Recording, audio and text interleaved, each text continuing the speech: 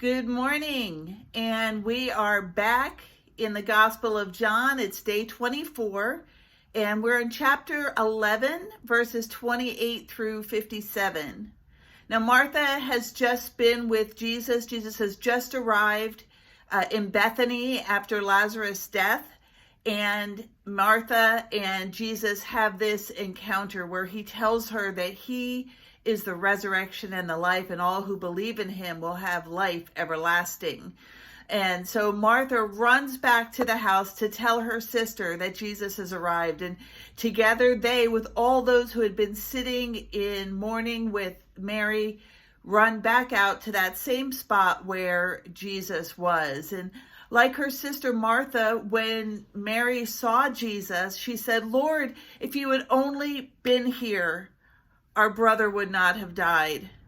Mary had fallen at his feet and was weeping, as were all those who had come with her. The depth of their grief moved Jesus, and he asked, "Where have you laid him? Where have you buried him?" And they set out to the grave. And as they set out to the grave, we read that Jesus wept. Some who saw his grief said, "See how much he loved him?" And yet others criticized him for not coming sooner and healing Lazarus before it was too late. Now, once they got to the tomb, Jesus was visibly moved, and he told them to remove the stone from the entrance. Martha, ever practical, pointed out that 4 days had passed and decay would have set in, and there would be a horrible, foul smell. But Jesus reminds them and her that if they would but believe, God's glory was about to be manifested. The stone is removed and Jesus prays. And it wasn't a prayer asking the Father for anything. It wasn't asking for life to be breathed back into Lazarus or to ask for his a resurrection. It wasn't a healing prayer, but it was a prayer of thanksgiving. That what was about to happen was a result of the Father listening to the heart and the prayer of the Son. And then these famous words were spoken, "Lazarus, come out," at which Lazarus walked out, still wrapped in the strips of linen, the grave clothes, which Jesus instructed to be removed. Now, many believed in Jesus as a result of this miracle, while others ran back to Jerusalem and reported it to the Pharisees and the chief priests. With each miracle, the Jewish leaders became more fearful that Jesus' popularity would result in their demise. And so the plot to kill Jesus, eliminating one man for the sake of saving their nation and their temple, increased.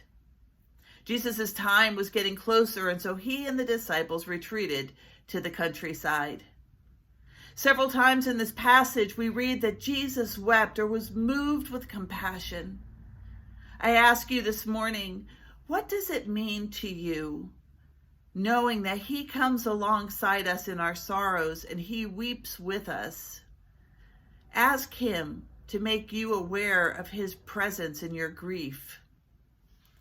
After Jesus brought Lazarus back from the dead, he instructed that his grave clothes be removed. The grave clothes represent our lives before Jesus, our old self, our sinful nature. I wonder, is there anything that you are holding on to, that I am holding on to from my old life, from our sinful nature, that God may be asking us to remove? Grave clothes that are still clinging to us, so that we can fully walk in the new clothes, the clothes of righteousness that Jesus places upon us as a result of his death and resurrection on the cross. Like Lazarus, Jesus has raised us from the dead spiritually. Let us walk and discover what it looks like to live as those who are no longer dead, but once again alive.